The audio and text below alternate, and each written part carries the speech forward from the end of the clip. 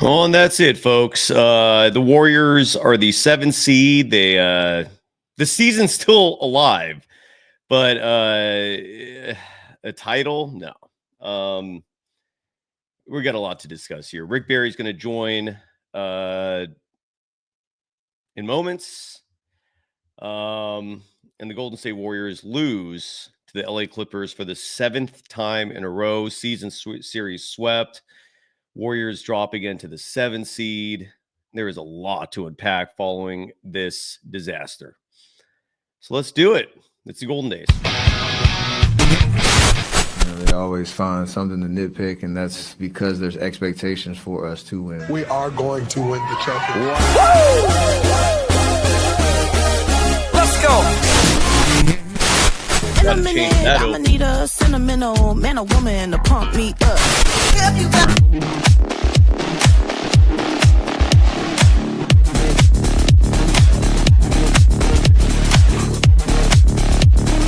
Yup.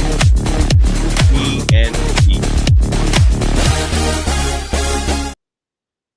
All right. Well, hopefully the Hall of Famer Rick Barry is going to join me in just a minute. I know he had a busy schedule today. Forgive me for the dog. Bubba is irate about what happened in the Warriors game today. So am I. Imagine. So are you. I can't even formulate proper grammatical sentences here. Today's episode. Let's get to the sponsors. Let's get to the folks who pay our bills while we wait for the Hall of Famer to join us. And even if he doesn't, there's a lot to unpack here, and not for the good. Again, a final score in Chase Center. A game that was absolutely must win. The Golden State Warriors fall in overtime, 124-119. And they finish as the 7th seed. Well, the good news is, not Warriors related, but there are other ways to escape reality in this world that will probably make you feel a hell of a lot better than how the Golden State Warriors made you feel today. If you call yourself, again, a member of Dub Nation. See, my dog, Bubba, buddy, Bubba. It's okay. All right, life goes on. I know. This Warriors loss, you're pissed off. I get it. I'm pissed off too. Yes. Steve Kerr is an awful head coach. We'll break it down in just a minute. Okay, see, Bubba's calm a little bit there. Sometimes people just need reassuring words. Same with animals. Today's episode, again, if you're looking for an escape that will make you forget about the mundaneness, about the depressing things in life, music's one of those things. And Decades Official, and more specifically, I'm sorry, the word official is not part of the name of the band. Decades is a cover band that you can hire for your event that will be putting a lot of smiles on people's faces. They are a band. They're from Chico. They're NorCal natives. They're Golden Dazers. They reached out to us to sponsor this program. Forever grateful, Billy. Thank you. They cover a wide variety of events. These can vary from, like, let's say, weddings, fundraisers, anniversaries. I even got here. I'll show you if you're watching on YouTube, you can see just some of the photos of the action behind the band Decades. Again, I mentioned weddings. I think I mentioned anniversaries. That's not all.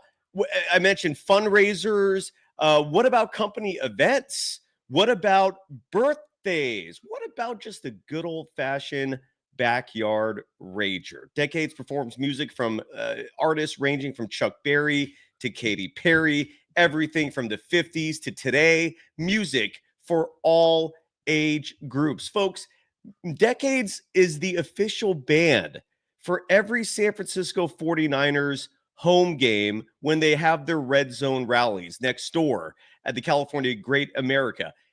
They rock and roll literally, and they're available for hire, for pricing, for booking. For more information, email Kyle@atomicmusicgroup.com. Again, Kyle@atomicmusicgroup.com, and or check out their website, decadesofficial.com, for more information, including how to find them on social media, how to contact them. I was literally just listening to the music this morning. It is a good old time. Go book them. Go check them out. and thank me later. Decadesofficial.com. Today's episode also brought to you by Visit Humboldt. It isn't just live music that is rocking and rolling. It's all the places. It's also the places you can go to, again, to escape the madness, to escape the depression of the Golden State Warriors losing a regular season Game 7. Get out of town, escape, and enjoy some fresh air. Enjoy the outdoors. Enjoy national parks, state parks. Enjoy incredible breweries. Enjoy incredible wineries, amazing places to eat. It's an outdoor paradise. Go check it out, especially if you live here in Northern California, where well over half our audience is based.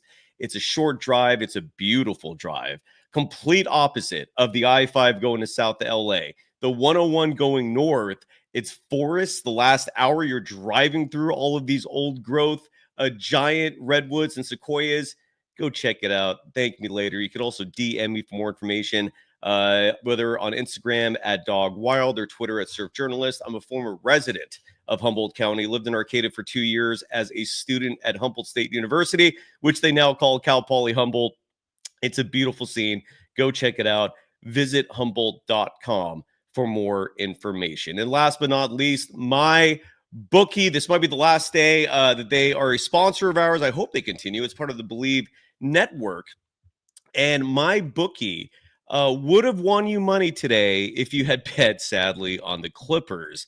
Sometimes that is the saving grace when your team loses. You might still get a chance to win money off those losses. It's a nice way to cushion the blow, emotionally speaking, by padding your wallet, financially speaking. And the Masters are going on right now. They provide live betting. If you're new to my bookie, I've got something you're going to want to take advantage of. Use the promo code MM50, M as in Mary, 50. That's MM50 to get a match on any deposit from $50 up to $2,000. So if you put in, let's say, $1,000, they'll match $1,000. Bet anything, anytime, anywhere, only with my bookie. And as we await the Hall of Famer, a final score again from Chase Center, the Golden State Warriors losing 124-119. I don't think I need to harp on the obvious. And we're going to start with the obvious. How the hell do you DNP your third leading scorer? I didn't even see Jonathan Kuminga on the bench for at least the first quarter. I had someone on social media tell me that they saw him riding the exercise bike the entirety of the first quarter. I will feel better about this if we find out after the fact that Kuminga was hurt. But if he was healthy and ready to go, and Steve Kerr just made a conscious decision to bench your third leading scorer, you're a player who's second on the team in free throw attempts, one of your top rebounders, one of your top defenders, you're a fool. Plain and simple.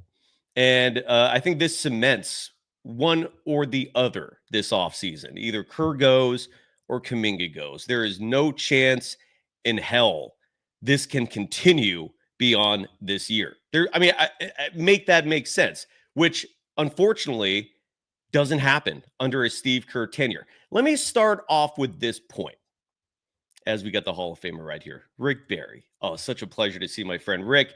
People can follow you on all social media platforms at Rick24Barry. It is great to see you, sir. Rick, I was going to start off with this. I was in the middle of a point, and whether or not you want to answer this is your call. But Rick, how can Ty Lue make Ben Simmons fit, and Steve Kerr can't make Jonathan Kuminga fit?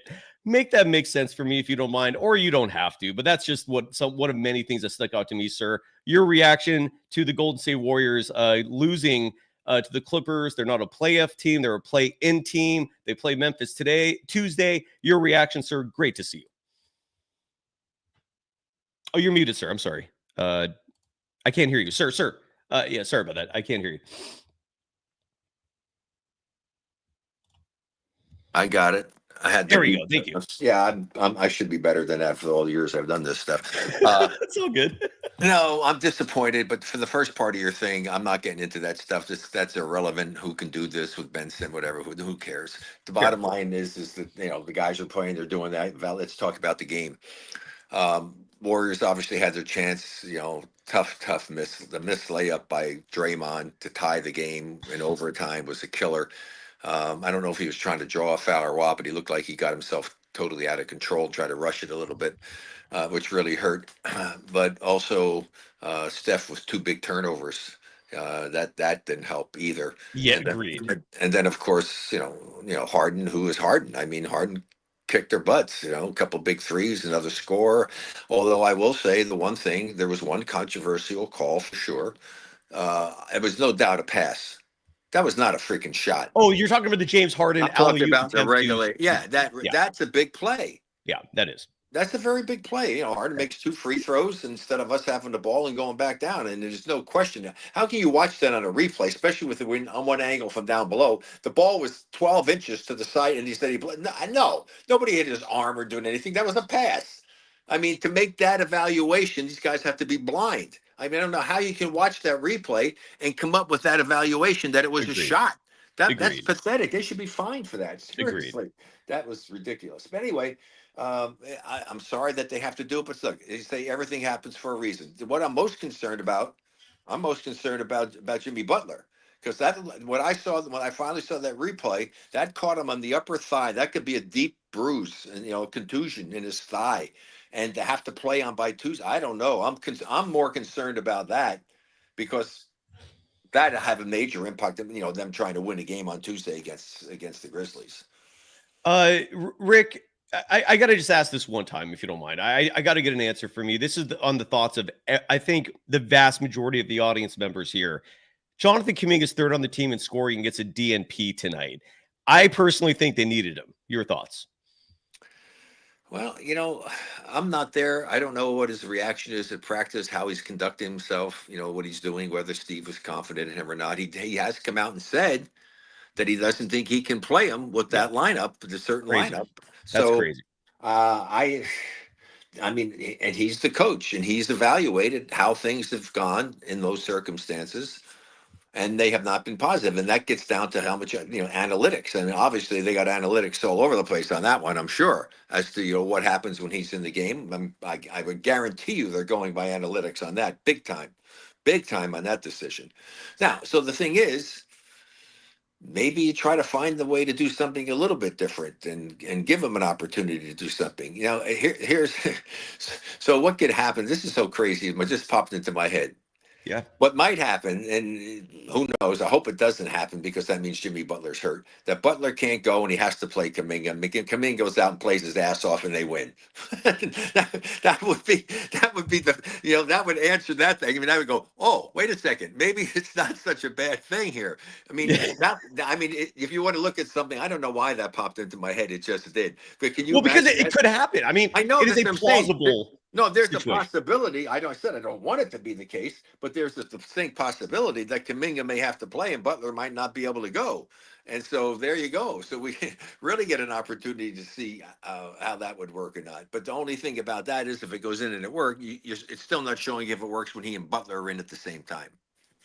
I'll leave it on this. You don't have to respond. But the core difference between how I think I see the game and how Steve Kerr sees the game is I don't look at Jonathan Kuminga. I don't look at Jimmy Butler as power forwards. And this is just, again, a subjective thing. He's the coach. I'm not, plain and simple. One thing that I did notice that is objective, Rick, in the first half of this game was the Warriors. This is crazy. And you brought up the turnovers at the end of the game. Stephen Curry more specifically, and it's that double team, that was just bad. This was late in overtime. Suddenly, I think it was Zubac and Harden. Correct me if I'm wrong on maybe it was Kawhi. Zubac made the steals. Yeah, and they double teamed Steph, and they just took the ball away from him. It was just a bad look. But in the first half of this game, the Warriors were outscored by 15 points when Steph was in the game. And I thought that was wild. Was it a defensive thing from what you saw?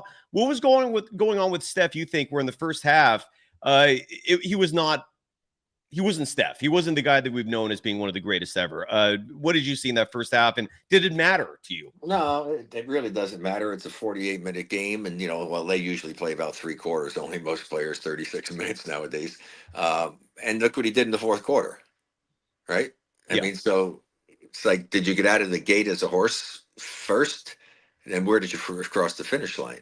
right? So maybe it's okay if he come out last out of the gate, but you cross the finish line, because that's what's the most important aspect of it. And he came through at the end when they needed it, and unfortunately they came up a little short. Yeah. But obviously it wasn't meant to be. I just live by this deeply. I am deeply committed to everything in life happens for a reason. Yeah. I've had so many things in my life. I've been around quite a while, way longer than I ever imagined. I can't even believe I'm this old. But I know that things sometimes don't seem like, why is this happening? And sometimes it took years, 2 years. It took for me to understand something when something had happened. I couldn't understand why. Yeah. So I really do believe that everything happens for a reason. Now, what the reason is right now, I don't know.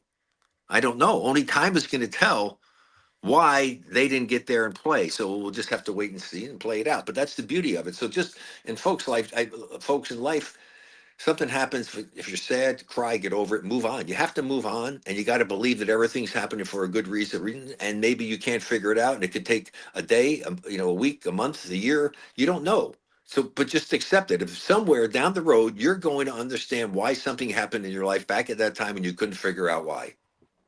And it's very hard for that message to resonate for a lot of people, because at the moment when you're in it, you have no idea what that reason is, right? And Right. So it's hard to to accept that premise, which I also agree with. There's so many crazy things that happen in life that later on, sometimes years later, you go back and you think back and go, if that did not happen, I would not be in this position now. And Right. it starts to make sense. And when it Right. comes to the Warriors, let's hope that we look back and with that mentality. But again, it wasn't just the first half. I'm looking at the final numbers now. Stephen Curry finished this game net rating wise a -16.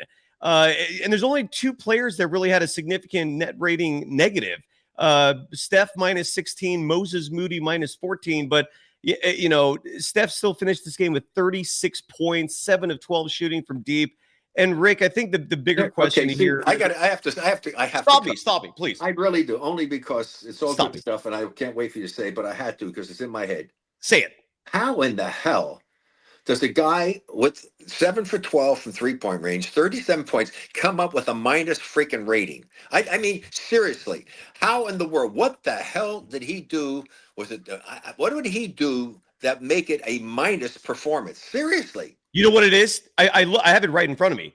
It's actually, I did not expect a clear-cut answer to this, Rick, but there is one. Do you know how many turnovers Steph had tonight? 7. 8. Well, yeah, okay.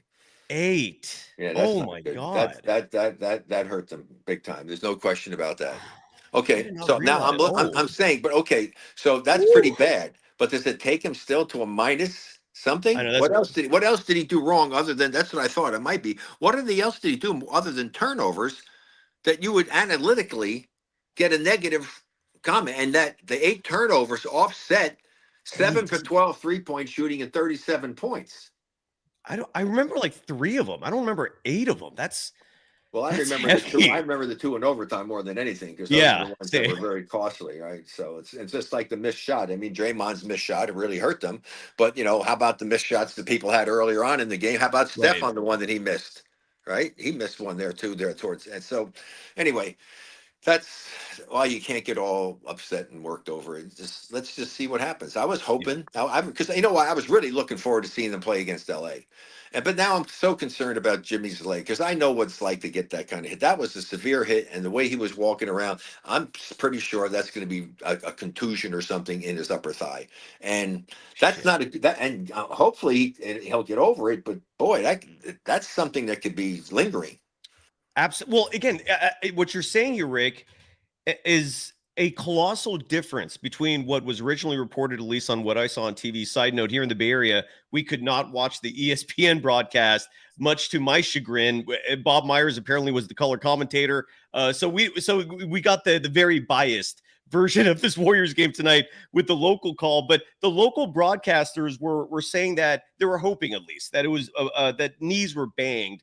And Rick, I'm sure you've experienced that. It wasn't knees. But if what you're saying is that it's the thigh and it's a deep, I'm telling you, his knee came right smack. It was right dead into his thigh, and that's not a good thing, and not at all. It wasn't a knee bump, and even that's bad, because that could be a real bad bruise of the bone. So either way, it was something that's not going to be good. And it's just a matter of the severity of it. And that's why my most concern is right now, Jimmy Butler's thigh. Yeah, that's well, and especially when you consider that, I think a huge reason the Warriors were even in this game was Jimmy Butler. The playoff Jimmy that a lot of people I thought were waiting for showed up tonight.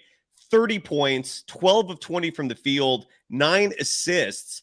And if he's seriously hurt, which is I don't think the Warriors have a shot this postseason. They absolutely need him. This just breaks my heart, Rick. This really does. The rebounding factor. This is where again a routine gripe of mine is size mattering in basketball. Okay, let me tell you. My wife walks in when I'm watching, and she just looks at TV. She says, "God, they look small." Yes, everyone's saying that, Rick. So there you go. And my wife was a Hall of Fame basketball player. Only jersey. Brilliant She knows minds. the game. So obviously your comment is right on target. Thank you. Well, and again, if your wife is confirming it, Rick, I tell people this. I run so many of my ideas through you, which makes me look smart, and I owe you my life for that.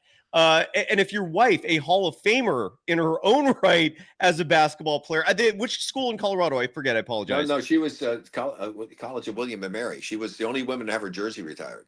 There you go. And she and Canyon are the only mother-son combination in the history of NCAA basketball for the mother to be first-team academic All-America and a son be first-team academic All-America. I'm really proud of that.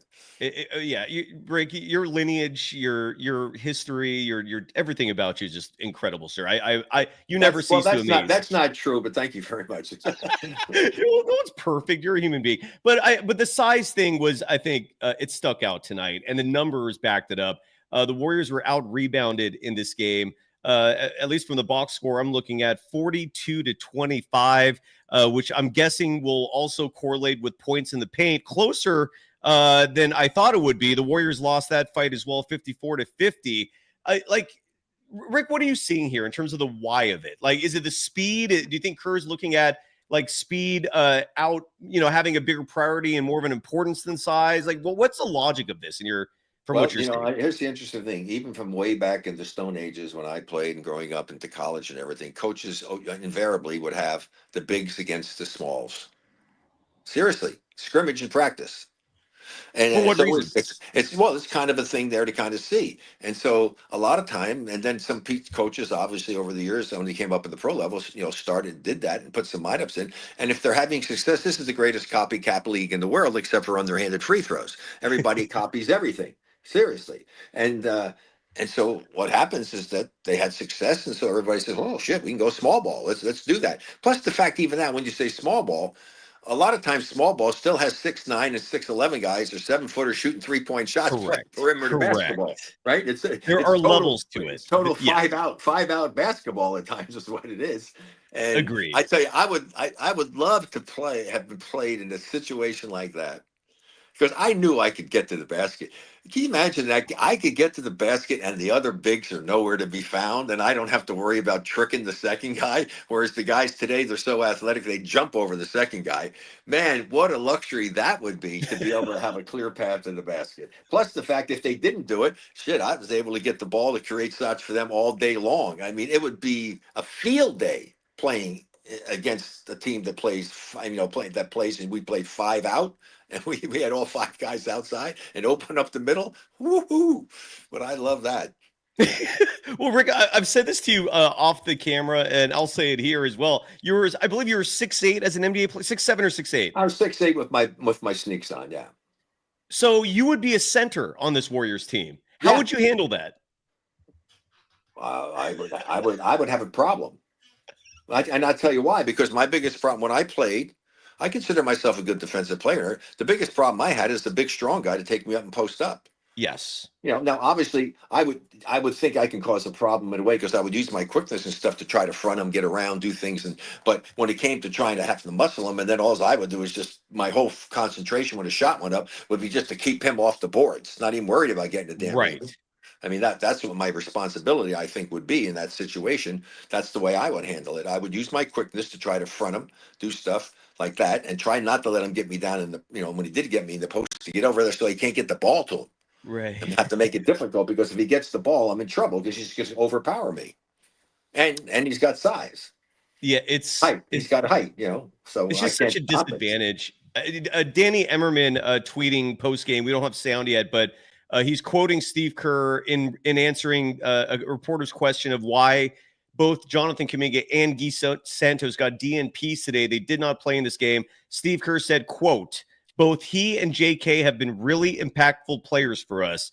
Doesn't mean they're out of the loop going forward. It's just this is how this game played out, unquote. A broken record from my interpretation. I thought that's an answer that could be used time and time again because it's just situations. That's without him explaining why they weren't there for this one. I mean, that was a good political answer, actually. I would have to say, Steve, congratulations on that one. You spun that one really well. You didn't actually answer the freaking question, and the reporter didn't let you get away with it. Say, well, that's not real. I would say if I was the reporter, because I've done that stuff, I would go, excuse me, coach, but you didn't answer my question. I've been hearing this for nearly 3 years now, Rick, in terms of specifically Kuminga, and then Guy Santos is another player I love seeing. I was excited to see Quentin Post out there tonight. He played 10 minutes, 14 seconds. The box score shows a nothing across the board, except for 3 rebounds, which is relevant. But I think we saw, Rick, and let me know if you agree or disagree with this sentiment. In big games like these, you find out who a coach trusts the most. And the fact that GP2 got 24 minutes, 45 seconds, Buddy Hield, Kevon Looney, they were all getting minutes. And then the only youngster besides Podziemski and Moody who are starting, they're in the rotation permanently no matter what. Quentin Post was the only other youngster that got minutes. Is that a trust thing to you? Like, is there anything you look into in terms of playing younger players in pivotal games? Is this just the common thread regardless of what team it is, or is it not? Is this not common? Like, do you think some coaches actually don't look at the veteran thing and put some extra weight on that? Well, it just depends on the circumstances and who you're talking about and what he's bringing to the table. Yeah. I can't answer that. I mean, that's Steve there. As I said, he sees them every day. He sees the reaction to things. He sees what they're doing on the court. He sees how they react when they're running things in practice, to run their rotations and things that they're doing. How does the player do that? Those are all things that you evaluate during the course of the week. And you make your determination based upon your feelings towards that player. And you have to go with your gut feeling on it. And if you just don't feel that he's going to give you as much as someone else, well, then you go with the other person. But if the other person isn't doing it all, you get to the other guy in immediately.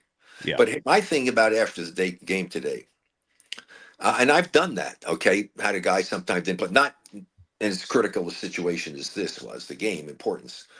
And the first thing I do after the game is I go to that player. And I assure him that it was just a matter of the matchups and the rotations. There's no problem. I have no issue with you. I'm sorry you didn't get a chance to play, but just the way the game was playing out, I just had to go the way I was going. And, and if we lost the game, I said, and maybe I made a mistake. Okay. Yeah. But that's on me. All right.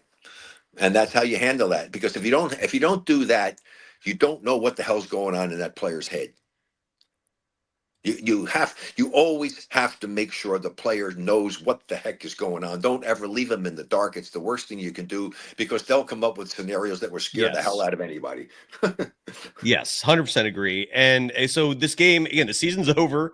82 games have come and gone again, which is insanity. And Rick, you and I have beat this topic to a dead horse, beat this topic to death here, but time flies. It's just insane how quickly it goes. The most profound thing my father ever said to me, son, the older you get, the faster the years go by. And you're still relatively young compared to me. If you think they're going fast now, then you better go ahead and get a seatbelt or something when you get a little older, because it's going to be a very, very fast ride. Trust me, very fast. But it is. Anyway, I feel it now. I can't. Why do people coming up and saying they didn't make the playoffs? They did. The top 8 are teams that make the playoffs. They just come up with some other system and some other thing going on. But the bottom line is the Warriors were a playoff team. They did get into the playoffs, not the playing game. The playing game is 9 and 10, not to me. Well, because technically speaking, You're right. You could technically say they're a top 8 team, Right. but if they lose these playing games, they don't make Well, the no, playoffs. I understand that, but they rarely were a playoff team. It's just because of the NBA doing their crazy stuff Correct. that they do, trying to come up Correct. with something else, denied them of a chance of playing against what they should be starting the series right now. But they want extra games, get people in, and all the extra money, whatever it is. They should be playing Oklahoma. If no, they would be And the playing old the Rockets. 1-8. I'm saying normally thing 1-8. Yeah. They're playing Oklahoma. Correct. Well, this goes back to 2021 when the Warriors finished as the 8th best team in the West, and then they go into the play-in, though. They lose that first game against the Lakers, lose that second game against the Grizzlies. Suddenly, they're just not a playoff team, even though they should have been the 8th seed under the old format. But, yeah, under the new format, you got to win, and this leads to Tuesday, sir. Warriors and Grizzlies at home. Memphis has their own issues.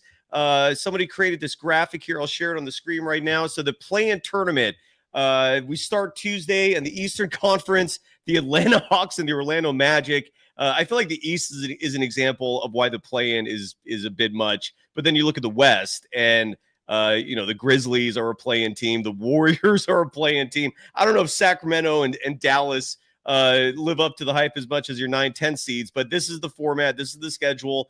Warriors play Memphis Tuesday. I don't know if there's a line available yet for that. Your immediate thoughts on the Warriors instead of getting a week off, having to play Tuesday, and do you think that matters a lot for a team that I think is showing their age late in the season? Well, I mean, they are going to get actually, a day, 2.5 days before they're actually playing. But it's still an issue. The fact that my still concern is Jimmy Butler's thigh. I mean, Yeah. If Jimmy Butler is not ready to go and he can't play, then the chances of the Warriors moving on are diminished substantially. Yeah. Substantially. And I'm concerned more about that than I am about anything else. Otherwise, they are at home, which is big, and I think that is a big factor. And they've been, good in the games, other than that silly San Antonio game that wound up costing them. They wouldn't be where they are now if it weren't for that. But it is what it is, and they have to make the most of it. And they're playing against a team that's got, an explosive, exciting player to watch for sure, but a team that's a dangerous team to have to play. So they're going to have to play well in order to move on. Yeah. Let's get to the paid chats, and then Rick, I know you're lovely. I gotta wife go. is This is my day usually with my wife. And exactly. So we'll get my mom. Actually, Rick, do you want to get to the paid chats, or do you want to bounce now? I'll leave it up to you. No, go ahead, do it. Let's go. All right. Okay. So Stanley Warren, $5, saying the Kuminga haters can't even use him as an excuse today. Would have been nice to put an athletic wing to guard Kawhi Leonard instead of Hobbit Ball. I mean, because Rick, to me, the lineup that I never like seeing and what I call Hobbit Ball is when you have Steph, Pajemski, and GP2 out there together. That's 3/5 of your lineup with an average height of 6'3". I don't like seeing that, and we saw a lot of it tonight. Rick, do you have any thoughts on that, or do you think that's being a little too critical about rotations? What are your thoughts? No, I think you have every right to question it. I mean, no doubt about it. That's a what would it be? Almost like the Oompa Loompa lineup. They're so small. I mean, it's crazy. So that's a good one. I like that, the Oompa Loompa lineup. I might replace Hobbit with Oompa Loompa. It's more of an impact. It does. I don't know what you think. Anyway, yeah. So that's. I agree with you. You could question that, and I'm sure this is where we get back. I would bet anything that they're looking at the analytics. What happens when those guys are together? And more than some way, somehow, the analytics, I would hope, are showing that it's a positive. They don't. I looked at the analytics for those three. Okay, it's losing basketball. If that's the case, then I think you got even more reason to question. Yeah, I already broke it down. If the analytics supported it, I would not be as critical. But it's a negative, and we've seen it for well over 100 minutes this season. Those three playing together, not counting today. I'm guessing the analytics. Now this is a case where maybe they should pay more attention to the analytics. Well, this has been a huge gripe of mine for most of Steve Kerr's tenure the last few years. Is he repeatedly uses these political answers. And when reporters do follow up, which usually Kerr starts getting flustered, he will answer with, "It's my intuition, it's my gut, it's It's what I felt was the best decision. And he does not rely on analytics for a lot of these big choices. And it's why I have been critical, because it doesn't make sense. I like rationale behind answers. I like some nuance to my answers, not what we heard earlier. But having coached myself in the minor leagues, you're being successful. No, I wasn't successful. You have to take a serious look at the situation, because Steve really, and I know it is a gut reaction to things at the time and a feeling, and you go with your gut, and that's part of what coaching is about. I mean, sometimes you get so caught up, but what's the lineup? How are things going? You doing all that? I mean, relying on that is kind of chaotic. I mean, a lot of times you just got to go with your gut feeling, who's getting the job done, who's doing it. And so that answer, I think you're being overly critical of when he gives you that answer. I think that's the actual meaningful answer, because it happens. I know, I've been there myself. Why did you do it? Well, I just felt he was. I wish I hadn't. Well, I did. But these are answers that are stretching over years now. Like, this is the same answer, for example, we've been getting for years when it comes to Kuminga. It's not an analyst. Again, if this was a one-off, if he did this randomly here and there, I would agree with you, sir. But these are patterns. These are trends. He's been doing this for years now. That's fine. That's fine and all that stuff. But I'm just saying, his comment about what he was saying, that it was just a gut thing. You have to accept that, because it does happen. Trust me. Yeah. That's not, it's maybe not, and that it can happen a lot, because that's what coaching is. Unless he's into the analytics to the point that he allows the analytics to determine a lot of his substitution patterns. And that might, I know. And here's the thing: as a coach, I'm open to things. Hey, if that's proven well, and they did it, and how did we do? And we did okay. Well, I probably would say, let's give it a shot. Yeah, let's give it a shot. I mean, I would rely on that, because it's factual. It's not somebody's, thinking that maybe this would be a good lineup to go with, like you get on these, talk shows and stuff. Everybody, well, if we did this and we did this and trade for this guy and all that. No, this is the factual stuff. This is what happens when they're on the court playing together. And if it's such a positive thing, then maybe you better try to see if you can figure a way to give them more minutes together. So I'm very curious. I buy into the analytics for certain things, but not. Yeah. I'm not totally diving all the way in. I'm kind of treading water. Just to give you an example here, the Steph Pajemski GP2, a threesome that we've seen a lot of this season. That's an example, I think, where relying on your gut over and over and routinely seeing a negative result is why. Isn't that the Oompa Loompa lineup? Yes, that is the Oompa Loompa lineup. Yes. Last King of Scotland, dropping $1.99, referencing the layup you're talking about at the end there.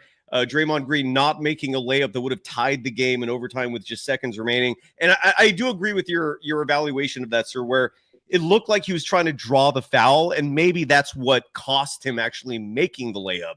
That's the great analogy. That's true. What happened by trying to do that, he got himself in an awkward position. Yeah. He went to shoot it. He didn't look under control. Yeah. So he missed drawing the contact in the foul, and it created an issue for him missing the layup. Sasha Jones in the chat, $1.99. I didn't see Kuminga once. Like, someone told me that in the first quarter he was in the tunnel riding the bike to stay loose. I never once saw him on the bench, but Sasha Jones. They had a shot of him sitting there. Probably on the ESPN feed. I'm guessing you watched. I know what I saw. They had a shot of it. Yeah, I didn't get one shot of that with the local NBC Sports Bay Area feed. Sasha Jones saying that Kuminga's face told me, and I could have also just missed it, but that Kuminga's face showed he was healthy and pissed. Did you? I'm not a big body. They didn't have a big close up of that, and I'm not somebody who can read somebody's face. I'm not.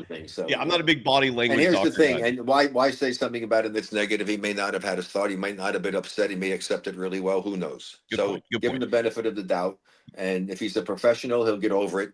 Your feelings get hurt a lot, and in sports, trust me. And you gotta become like an armadillo. I mean, yes. Protect yourself, or at least the porcupine, to keep the little points so you don't keep everything away. I mean, just whatever you have to do to protect yourself, just got to learn to live with it. Porcupines are awesome animals. I just saw a clip the other day of a porcupine messing with the leopard. The leopard just kept getting sorry. Clarence Beeks, $5, saying year 5 of Draymond's inability to make a layup. For year 5. So are you saying before that he was making layups? Okay, that's an interesting take. Robert Last, $4.99, saying, how does Steve Kerr explain to the players why Kuminga is not playing? Stephen Curry and Jimmy Butler are locked in, and playing hard. I don't know. Well, it's again, he doesn't like a certain lineup and putting him in again. And this, I would think that one's got to come from some analytics. Do you have the analytics on that? It'd be interesting if we had that ready available to see what the analytics were when he's in the ball game. And I would think there's got to be some reason for him to do that. Other he just doesn't like the way that they play when they're out there and their spacing and other things that might not necessarily have something to do with the true analytics of it. It may just be something that the coach doesn't like the way they play together. The analytics are not, look, Kuminga's net rating analytics this year are not great. Last year they were, though, and we still saw the same things. I keep thinking, I think it's spacing. If we had to like narrow it down to something specific, I would guess, and Steve Kerr said this publicly as well, that spacing is the problem. And again, that's where, my response would be, can't you just make adjustments? If Ben Simmons can somehow find minutes on the Clippers, how can Kuminga not find minutes on the Warriors? It drives me crazy. I'm looking at this stats, by the way, in terms of scoring, where Kuminga, again, third on the team this year in scoring, rebounding. Kuminga is fifth on the team in rebounding. How many? Yeah, games? well, unless Trace Jackson Davis counts. I just don't get it. Second on the team in free throw attempts. I just don't get the DNPs.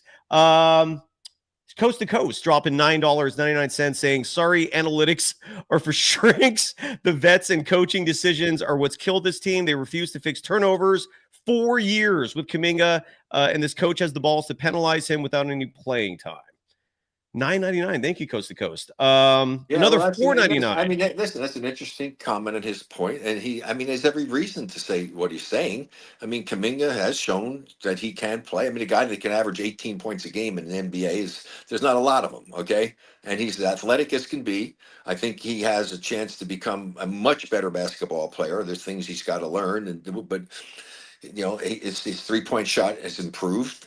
So if this kid keeps working at it, he could be a pretty darn good player. So it's pretty hard not to see how he might not be able to get some time. But I don't know. That's Steve's decision. He's the one that sees all of that stuff, and it is what it is. And unfortunately for Kuminga, he's got to deal with it, but he still, if he's a professional, has to swallow his pride and just say, hey, I'm happy to be here. I'm going to bust my hump to try to win. I'm going to do whatever I can do, whenever I get in the ball game.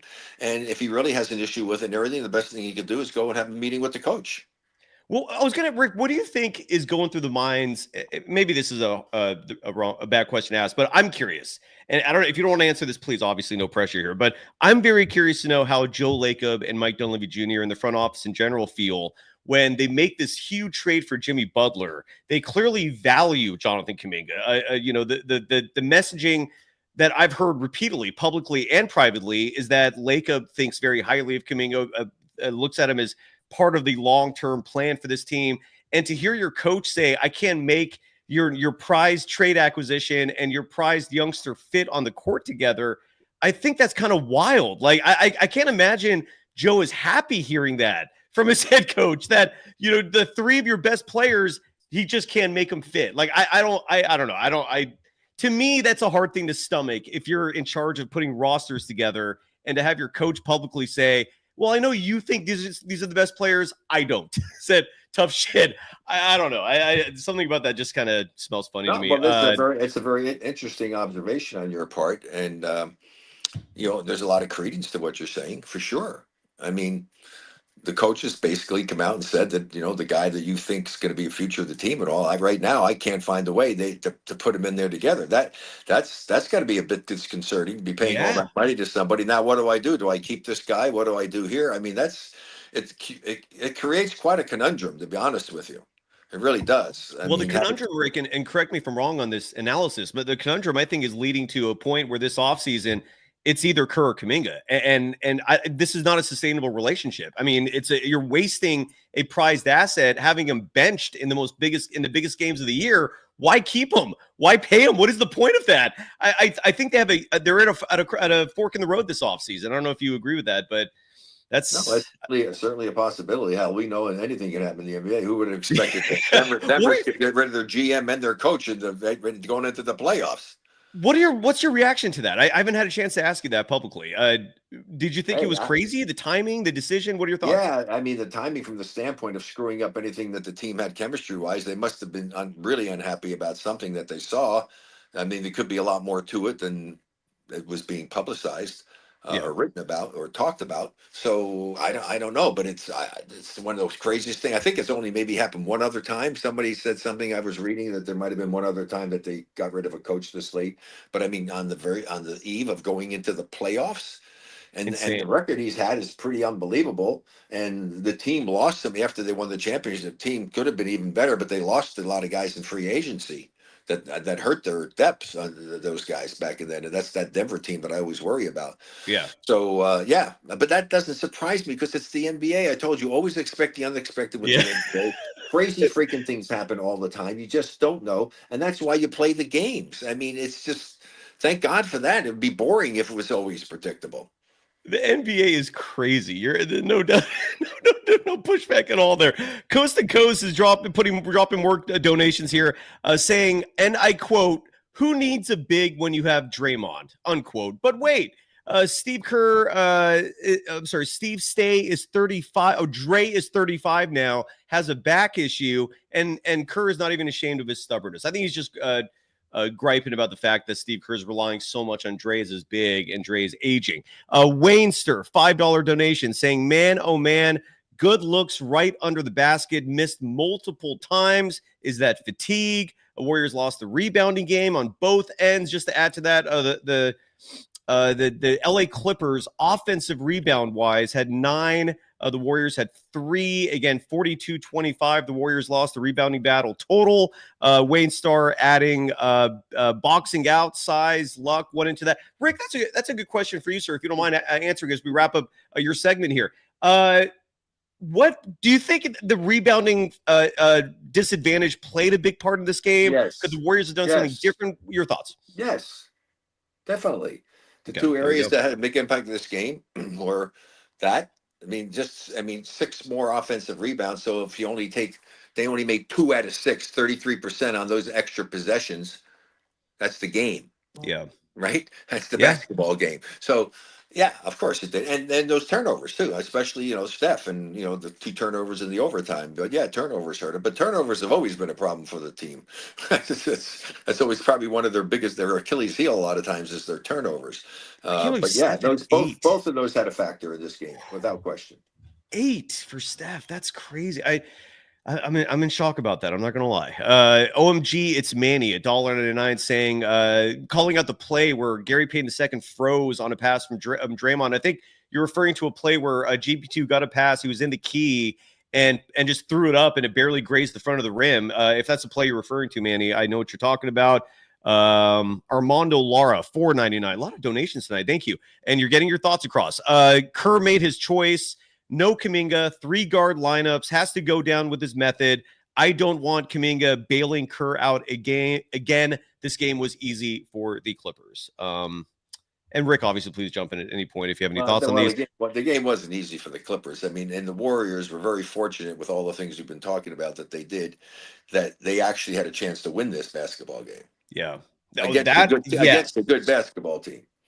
God, the Clippers are very good. It would not surprise me if they win the whole thing. And whether that's a wild take or not, that's how I feel. Matthew Lewis, $2 donation saying hello to the Hall of Famer Rick Barry and myself, adding Steve Kerr dislikes Kuminga. Waynster, $5. On the bright side, the Warriors can take care of the Grizzlies, and with their experience, they could beat the youthful Rockets, plus the Lakers, Timberwolves, and the Nuggets and Clippers might exhaust each other out. That's some optimism, Rick. I like that. Definite optimism, but the big thing is Jimmy Butler's thigh okay? That's the big question. I agree with them. Certainly, I think they can beat at home. They can beat that team without question, the Grizzlies, and I think that they match up well against the Rockets as well. I mean, I think they can play and beat that team. However, they're not going to do it if Jimmy Butler isn't healthy. Yeah. I'm still waiting to see if there's a report on that. Nothing in yet from The Wire. Well, they may not want to say anything about it. That's true too. Well, I think don't they technically have to? At a certain point, they do maybe, but so Jimmy, they're not going to come out and do anything until tomorrow, I would think. Sometime. Yeah, that's yeah. And when he goes in, sees how he's doing, blah blah blah. I'm praying for the Warriors and for him, seriously, to be okay, because otherwise it destroys the entire freaking season. Anthony Slater, a beat reporter covering the Warriors for The Athletic, is tweeted out that Steve Kerr was asked about Jimmy Butler taking that knee to the quad area from Kawhi Leonard. Steve Kerr said, quote, he said he's okay, unquote. Okay, well, first of all, that's okay. He said that really good, but there's no way in the world that you can know if he's okay right now.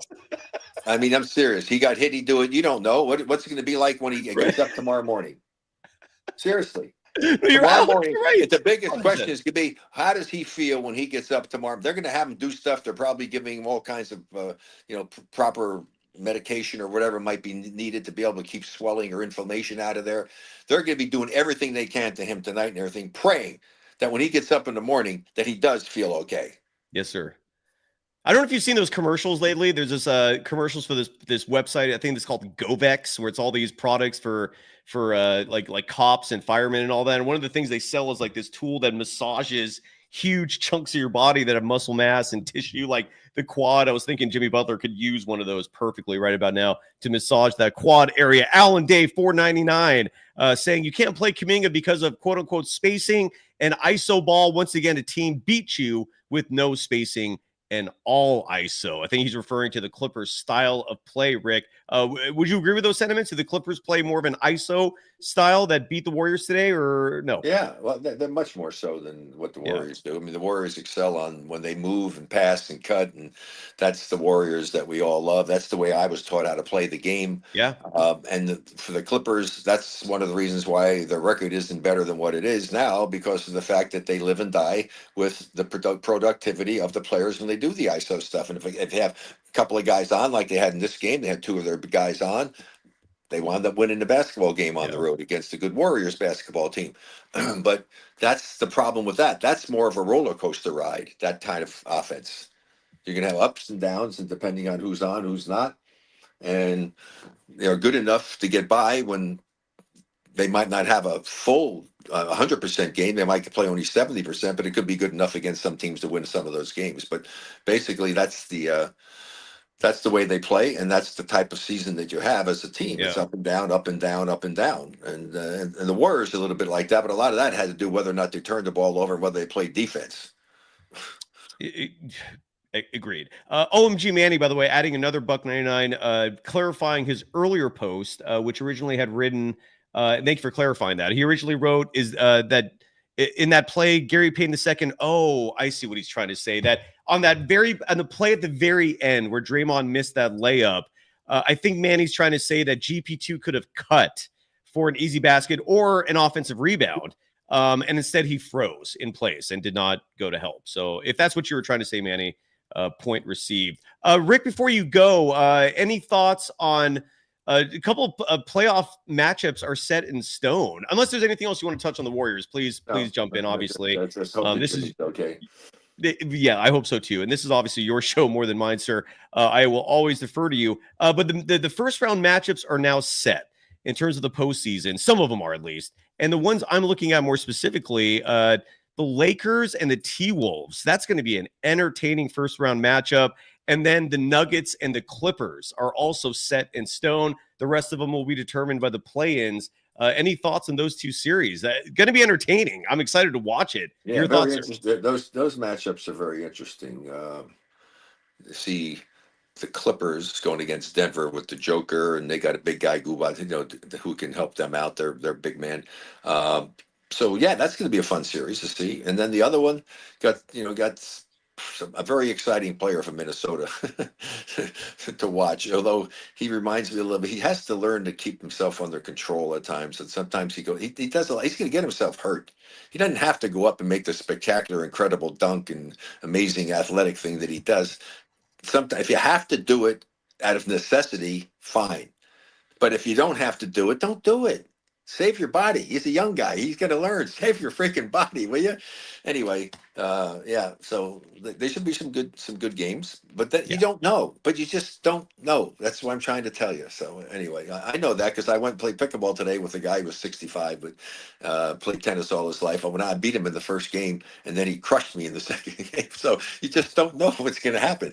I mean, I figured out after I played him, he was so good. I said, I'm trying to figure out how did I ever beat you in that first game.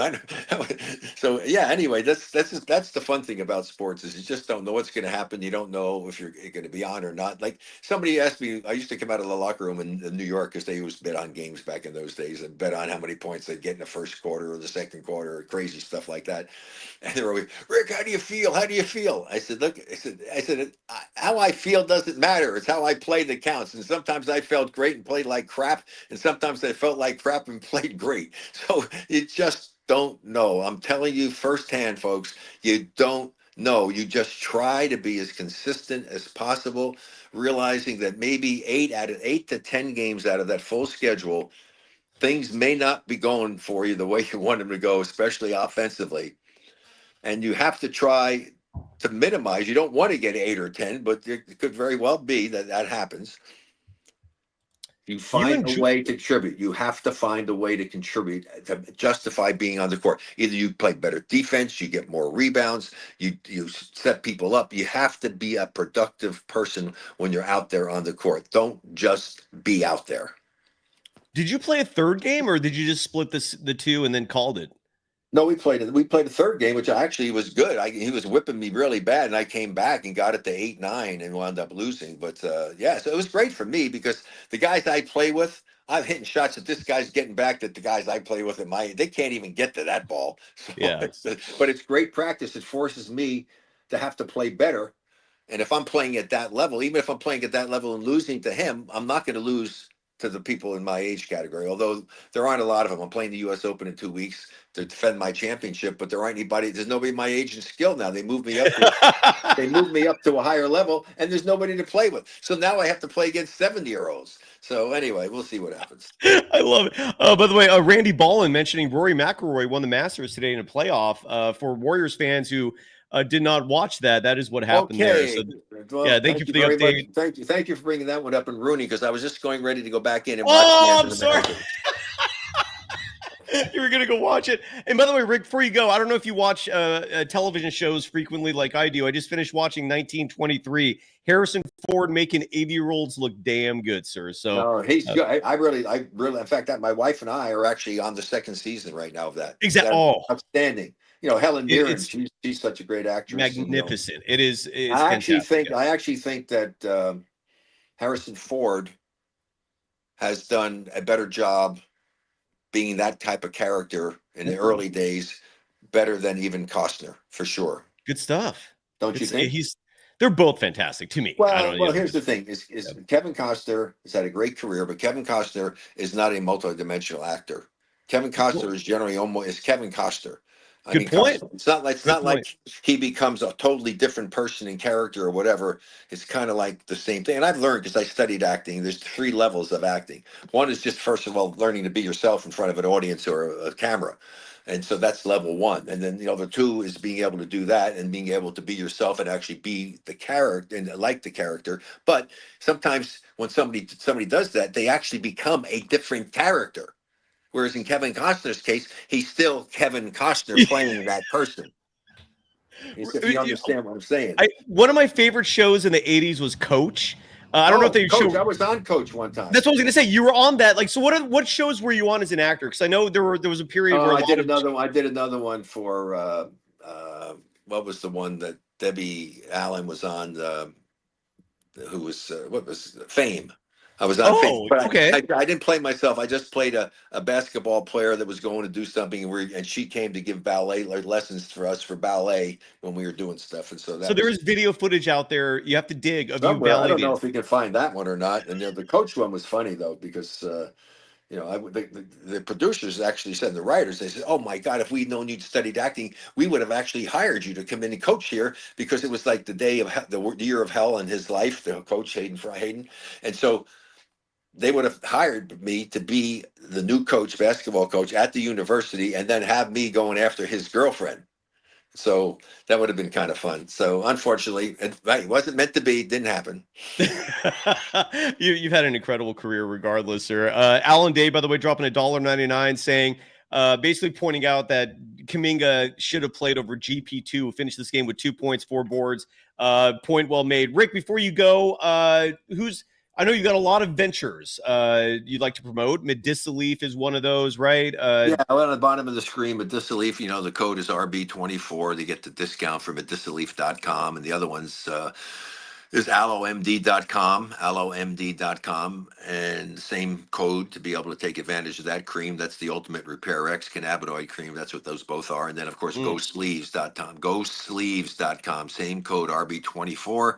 And what a great product. I wear them every time when I play pickleball. And there hasn't been one person, women, men, both, that over the last years I've been with the company that I've told about this who have gotten a pair and haven't come back and said, Rick, these are the best things I've ever had. Every single one.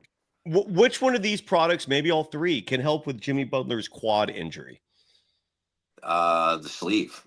Okay. And I don't, but I'm not sure if they haven't finished, if they did a quad sleeve, because it has kinesio tape built into it. It's great for rehab, but the creams and stuff would help him. The Medicinal Leaf, that's 5,500 milligrams of cannabinoid formulation that gets rid of inflammation. Dude, that would be a great thing for him to put on his. If I was around in the Bay Area, I would have been running down there with some of that product to go ahead and say, hey, you need to get this on seriously, because it's no THC in it or anything, but it's amazing. I've seen amazing things happen with this product.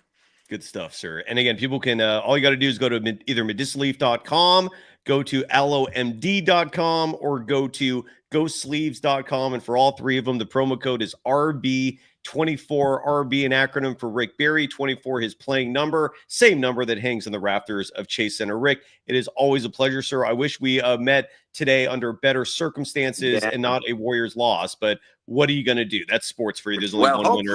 Hopefully we'll have a chance to get together again, because they'll win Tuesday night. well, this show's going to be going no matter what, win or lose. I mean, the basketball keeps going, but yeah, I do hope the season keeps going for the Warriors. And you'll join us each week, because we have sponsors for your show, the Rick Barry Show, brought to you by Decades, brought to you by Visit Humboldt. Rick, always a pleasure, sir. I can't thank you enough. Humboldt is a cool place, by the way. I mean, it really is. It is. It's really a cool place. It is. I wholeheartedly agree, sir. Rick, have a great day with the wife. I know you got a lot of stuff planned. I will let you go now. Thank you as always, sir. Bye, Absolute everybody. Pleasure.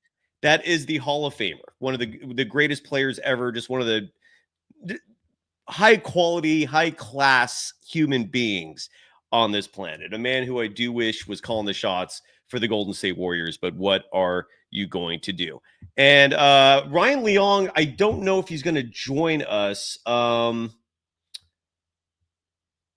regardless, we're going to go through the schedule here. I think we covered the bases. Look, just to summarize once again, everyone who's coming to this show, who's a Golden Dazer, who's watched the show even more than once, is very familiar with my sentiments, with how I feel about Steve Kerr and the way he manages this roster. As a coach, for the most part, he's fantastic.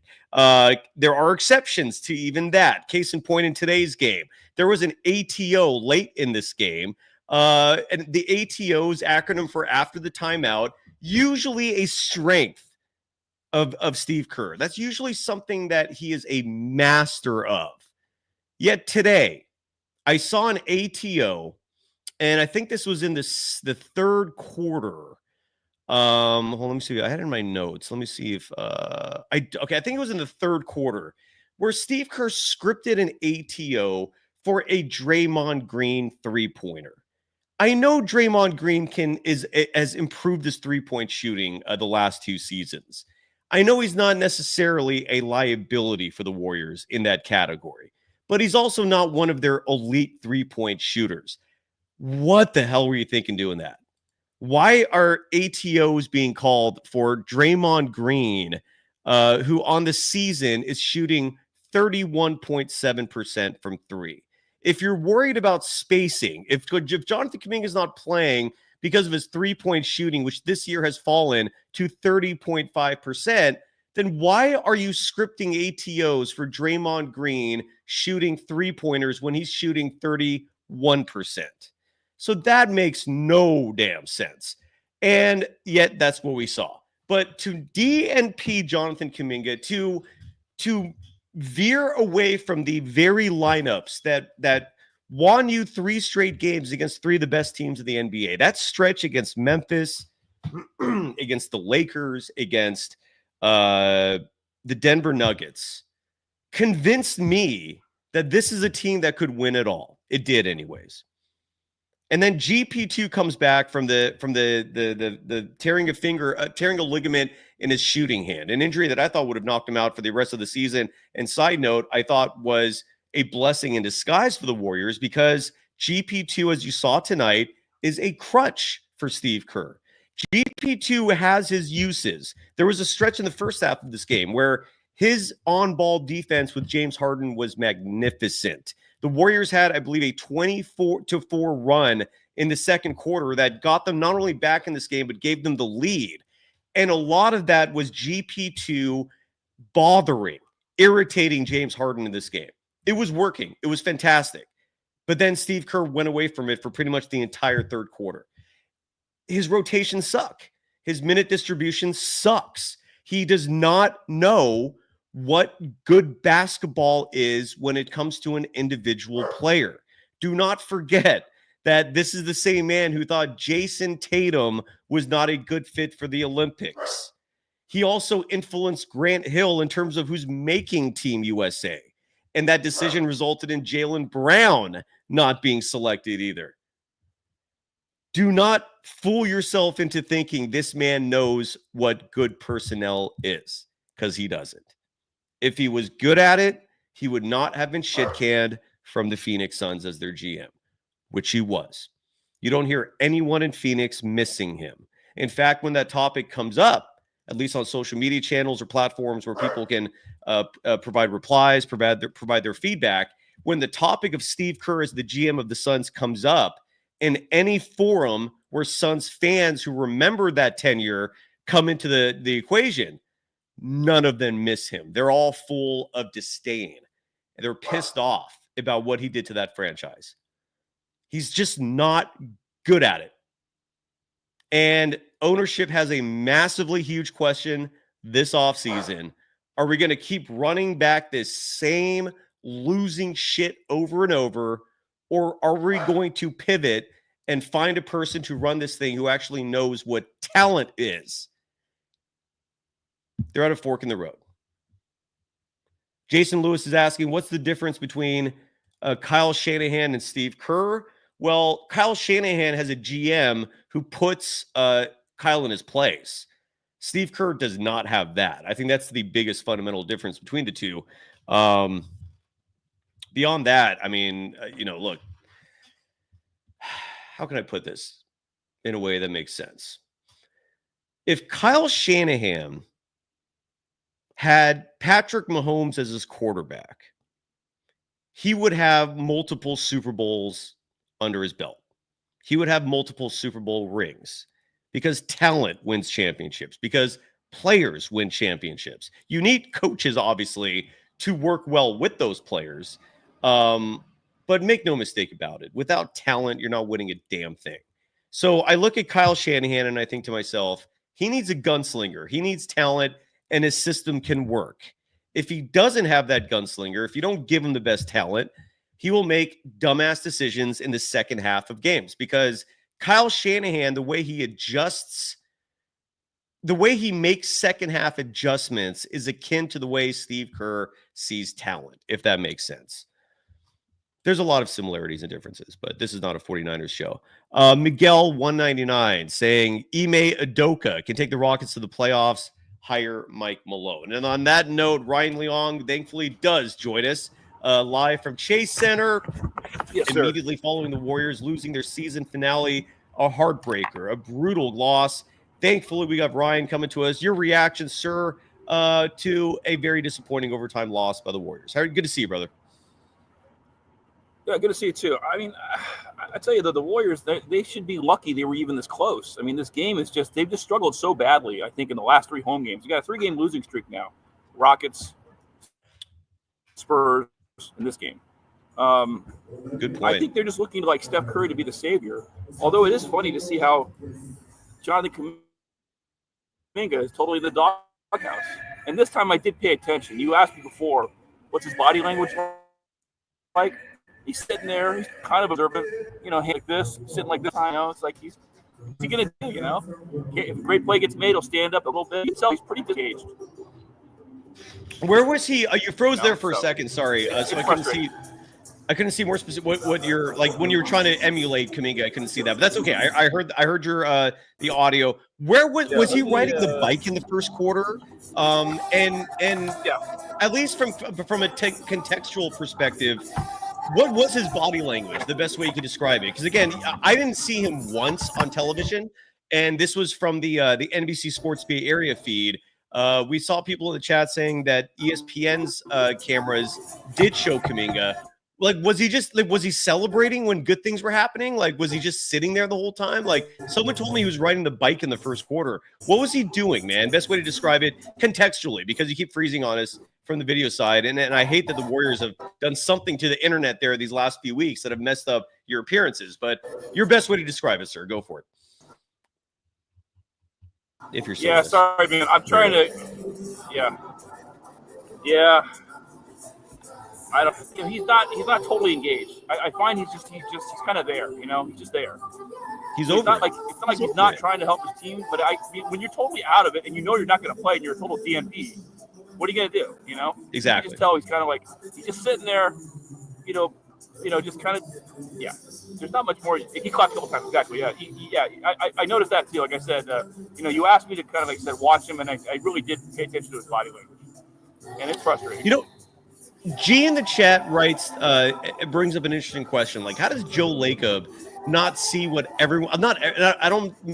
It's clearly not everyone, because you have a lot of fans who observe the Warriors, observe basketball casually, right? So if you're not paying attention to the nuance, which includes minute distribution and rotations, it might be hard for you to understand why someone like me is criticizing Curry at the level that I am. But I also do think Joe Lacob is seeing enough to also notice that there's something here afoul. Like, something stinks here in terms of the rotations.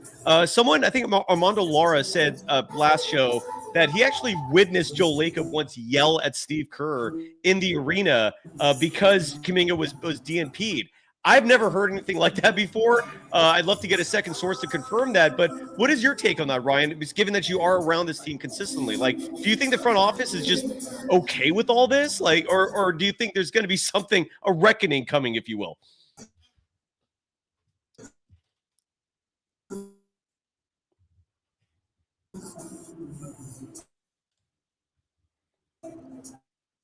If you're still with us.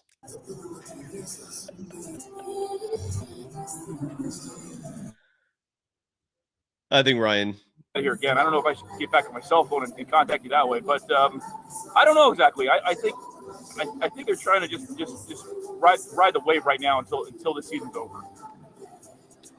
What's your prediction for Tuesday, man? I'm not feeling good about it. The Warriors have never won a play-in game. They should beat Memphis. They should, but you never know. What are you expecting on Tuesday, brother?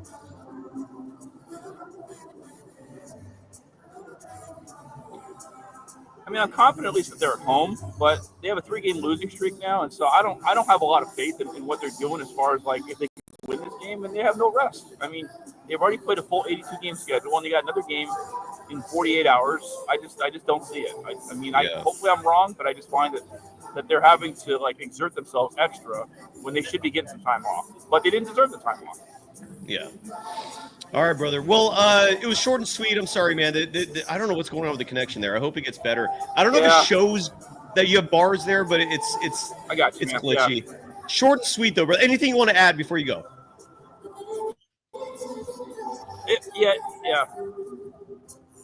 Well, I did try the plug-in, so I don't know why the cable is kind of cutting out.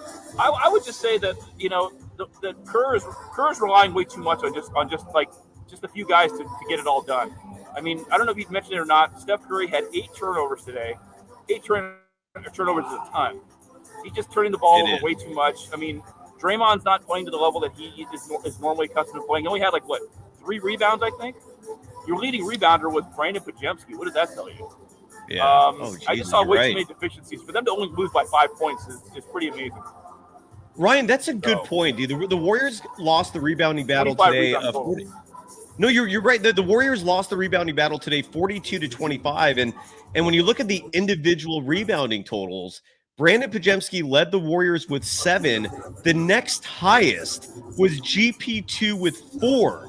You had Quentin Post, you had Kevon Looney, you had Stephen Curry and Draymond Green each contributing 3 rebounds apiece. That is paltry. Great call on that. You're right. That's not going to result in winning basketball. And again, this is where I don't understand why size is not a priority to this head coach, but it's clearly not. He does not view a size as important in the game of basketball, which is one of the most psychotic things I've ever imagined in my life, let alone a coach that so many people revere. It's like he does not think size matters, and it absolutely matters in basketball. If you've ever played the game, you would know that immediately, but not to this guy. It's crazy. Ryan, enjoy the rest of your Sunday, brother. The weather seems to be beautiful. Yeah. Any final thoughts again before we go?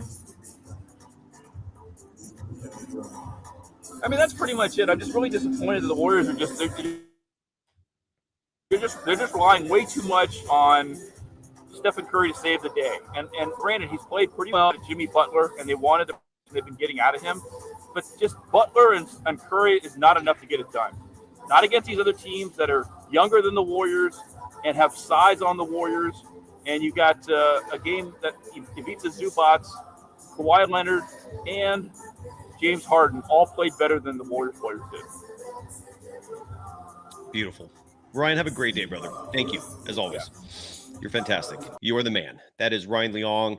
Again, if someone told me that the Warriors were sabotaging his internet so that he wouldn't come on my show, or maybe more specifically, the Warriors, Steve Kerr, I would believe you, even though that sounds insanely ludicrous. In the chat here, real quickly, I want to get to this one comment. A Steve Kerr foul Sharpton. Come on, the Steve Kerr fanboy stuff, it's getting out of control. If the shots went in for Jason Tatum in the summer like they are now, he would have played. Did you notice Stephen Curry's shots in the Olympics before he finally turned it on in that semifinal game? There were a lot of players not making their shots. They do not make excuses for not playing Jason Tatum. He's one of the best players in the NBA. That was an asinine decision that exposed how ludicrous this man is. It's incredible. It's absolutely incredible. Redcliffe Sham also brings up, I think, a great point regarding Brandon Pajemski. He is maybe terrible might be a strong word, but he's not good at it. And the it we're referring to here is point of attack defense. Brandon Pajemski cannot stay in front of the player he's defending. It's one of many reasons why I don't care what analytics you give me. Pajemski and Steph in the backcourt together doesn't make life easy for this team.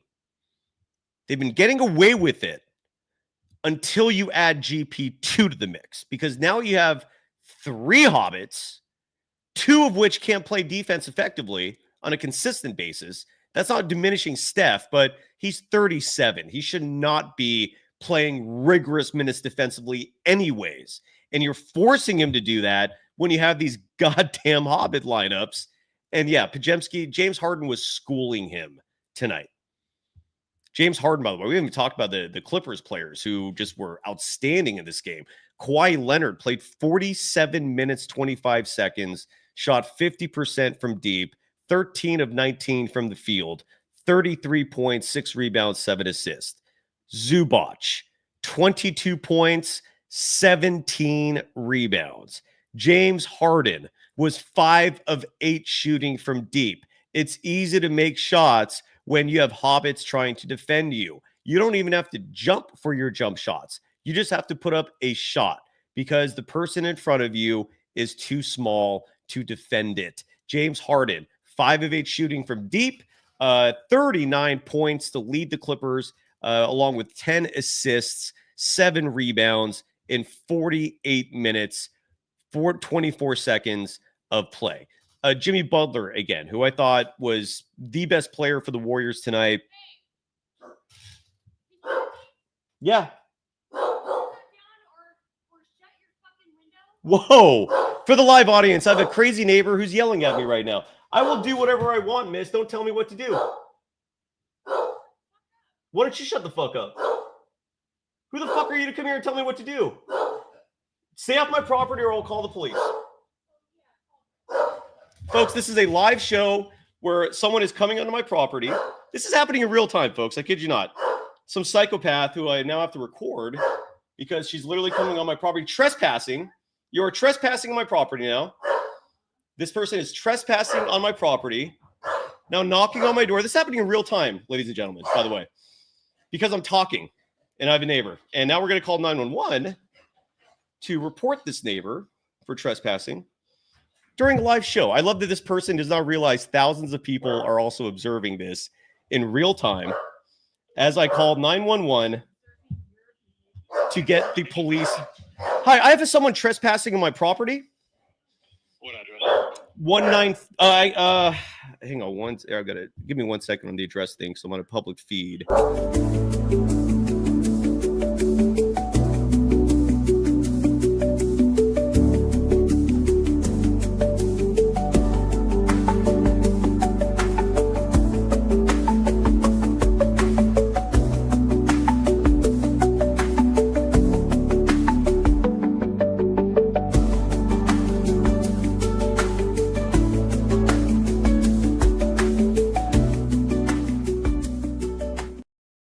Is where she is. Right.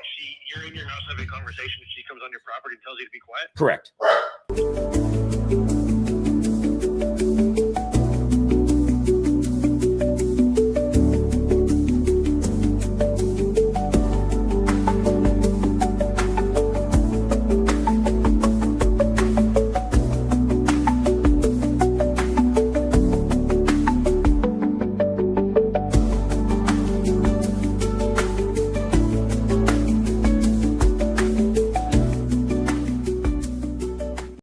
Here and tell me what to do. Okay.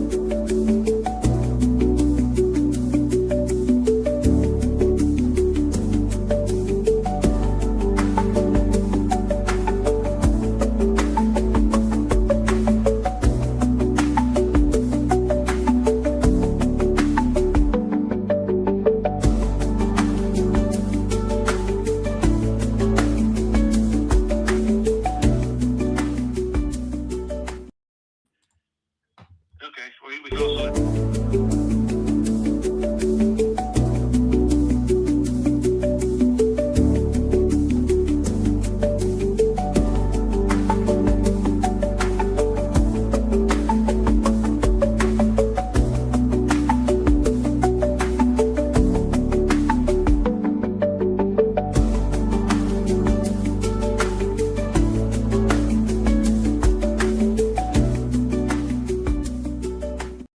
You're a little fuck. Can I get your first and last?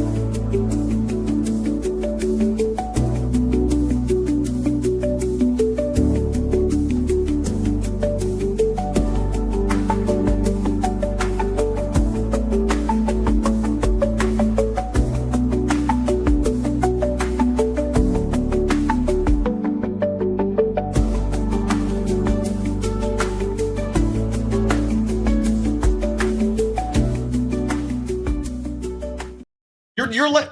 Okay.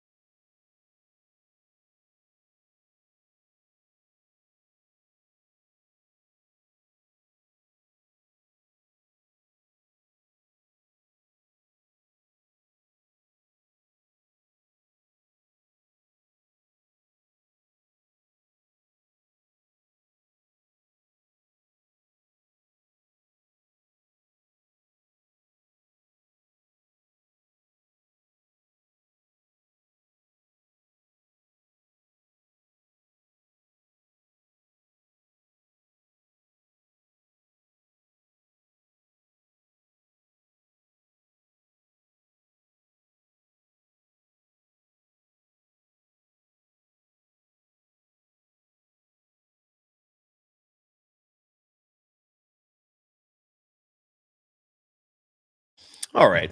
Apologize for that. That was something else. To have a crazy lady just show up out of nowhere into your property and sit here and tell you what you can't say in your own home. That was crazy. I'm back. I called 911, and of course she ran away the moment you bring up the police. The audacity of some people. Anyways, that's just the kind of day we're having here. Let's go through the standings here real fast before we go. That's life for you, man. Just some crazy lady just literally coming to your property telling you Jesus Christ. No, it was some blonde girl, lady in her 30s. I need to go because the police are going to be in here in just a second. I got to deal with that. Folks, you're allowed to have conversations in your own house. You're not allowed to go to other people's property and tell them they can't talk in their home. That is crazy. So a lot of people in the chat saying, did Steve Kerr send her? Maybe, who knows?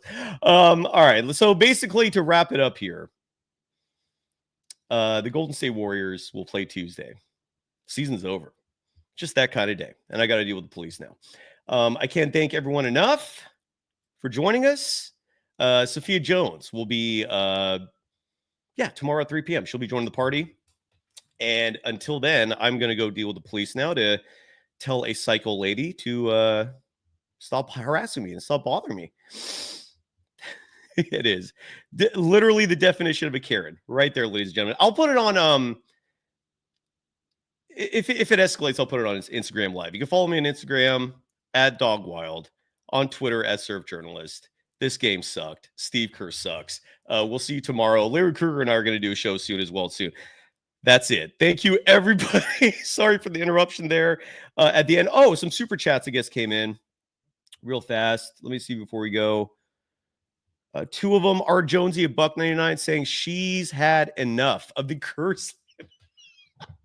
And OMG Manny at $1.99 saying we wanted to watch was Chardol in a wig. I don't know. Regardless, we're done. One of the crazy ladies back again. That sucked. Everything sucks right now. We'll be back tomorrow when hopefully things are better. Bye-bye.